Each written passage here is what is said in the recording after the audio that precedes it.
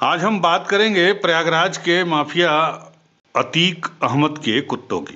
जी हाँ, जब से अतीक अहमद और अशरफ अहमद की हत्या हुई है उसके बाद से उसके कुत्ते भी चर्चा में हैं।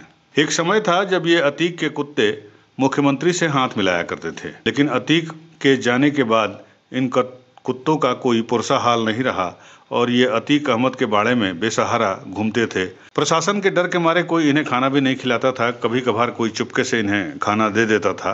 बहरहाल अब इनके दिन बहुरने वाले हैं। आपको बता दें, बाहुबली अतीक अहमद का साम्राज्य और रौब की उनके कुत्ते भी मुख्यमंत्री से कभी हाथ मिलाया करते थे। बात उन दिनों की है जब नेताजी समाजवादी पार्टी के संरक्षक और संस्थापक नेताजी मुलायम सिंह यादव जब सीएम पद पर हुआ करते थे और अगर कभी वो प्रयागराज पहुंचे और अतीक अहमद के घर गए तो वहां वो उन कुत्तों से भी मिलते थे जो आज बेसहारा हैं। तब ये जमाना था कि अतीक अहमद सिर्फ एक नाम ही नहीं, एक पूरा का पूरा साम्राज्य का प्रतीक हुआ करता था। धीरे धीरे अतीक अहमद के साम्राज्य के साथ साथ अतीक अहमद और उसके परिवार का पतन होना शुरू हो गया। इसके बाद अतीक अहमद और उससे जुड़ी हुई चीजों पर प्रशासन का बुलडोजर चलने लगा।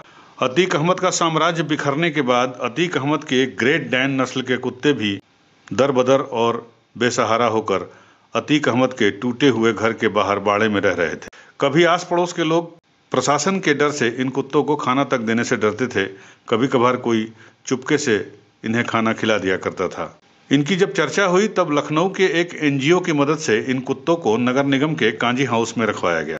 अच्छी खबर यह है कि अब इन कुत्तों को इनका रखवाला मिल गया है। प्रयागराज के असरवाल कलां के रहने वाले तौकीद अली ने 2 कुत्तों को और दरियाबाद के रहने वाले अमन अंसारी ने 1 कुत्ते को अडॉप्ट कर लिया है, यानी गोद ले लिया है। इसके बाद ये कुत्ते अब चैन की जिंदगी जीने के लिए भेज दिए गए हैं। प्रयागराज नगर निगम से इन कुत्तों को उनके मालिकों को सुपुर्द कर दिया गया है और उन्हें ये डायरेक्शन भी दिया गया है कि हर महीने कुत्तों के बारे में पूरी जानकारी, जिसमें उनकी तबीयत, उनको दिए जाने वाले खाना, दवाइयाँ इत्यादि के विषय में नगर निगम को लगातार अवगत कराते रहें। इसके अलावा किसी भी प्रकार की बीमारी या अन्य किसी भी आकस्मिक स्थिति में अतीक अहमद के इन कुत्तों को नगर निगम में पशुधन अधिकारी के सामने पेश करके उसकी जांच करने का व्यवस्था भी बात कही गई है।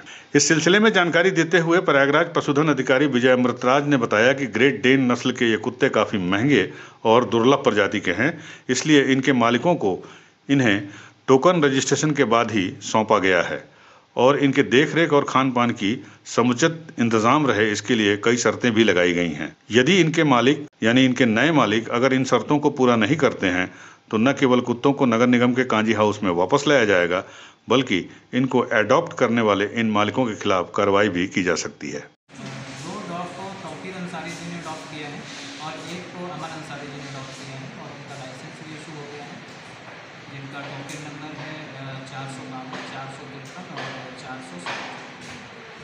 सर, इस एडॉप्शन के लिए क्या किस तरीके का नॉर्म्स रखा गया था? एडॉप्शन के लिए नॉर्म्स यही है कि जो भी ले जा रहे हैं, अडॉप्ट कर रहे हैं, वो अच्छे से उनकी केयर करेंगे। अगर बीमार पड़ते हैं तो उनका इलाज अच्छे से करवाएंगे और उनको कोई समस्या ना पाए। जैसे अपने डॉग को रखते हैं, अपने पेट्स को रखते हैं, वैसे उनको रखा जाए, कोई उनके खिलाफ प्रतियोगिता न की जाए और अच्छे से उनकी देखभाल की जाए। इन लोगों ने क्यों अच्छा किया आपको? नगर निगम हर महीने कहीं ना कहीं उनसे बात करके या फिर कहीं अपनी टीम भेज के हम देख रेख करवा लेते हैं।